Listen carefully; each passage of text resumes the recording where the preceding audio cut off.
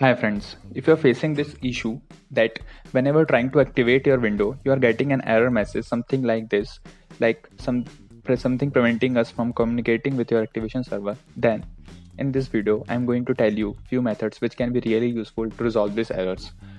If you find any of this method useful, please like this video and subscribe to this channel. But before starting, I just want to say you just go and try to reboot your system. Sometime just by rebooting the system, this activation key error get resolved. So first try to restart and then we will go for the, if doesn't work, then go for the first method. First method is try to update the window. So sometime if your window is not updating, you might get this error. So please first do the early updation. For that, go to the update and security in the setting and then go to the Windows update and then click on check for update. Once you click on this check for update, start searching for the latest update or all the pending updates in your window. It takes little time, so wait till it is searched. Once the search will complete, it will start installing the latest update in your system. Wait till it is installing this all the update in your system, and once the installation done, go and try to reboot your system. For that, you have to go to the power button, as you know, and just click on the restart.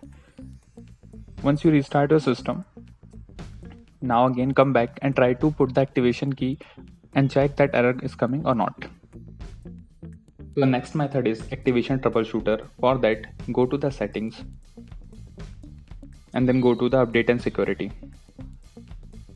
In update and security, you will find an option of activation at the left hand side panel. Click on it and then troubleshoot here. I'm not getting a troubleshoot option here because I'm not facing this issue, but if you are facing this issue, you will get a troubleshooter option. Do the troubleshooting, then come back and go to the Microsoft Store. Once you go to the Microsoft Store, you will get a thank you message. You can open the Microsoft Store like this, as I'm showing it. So I'm not completely opening it, but once you open it, you should get a message, a thank you message for activating Windows 10. So the next method is disabling the firewall. So if you have a third-party firewall installed in your system, it might be blocking the connection to the server. So just disable it. For that, you have to go to the Windows and update and then go to the Windows security. Once Windows security get open, go to firewall and network protection. Here, go to the private network, click on it and just switch off this Windows Defender firewall. So this will stop all the third-party firewall and all the firewall in your system.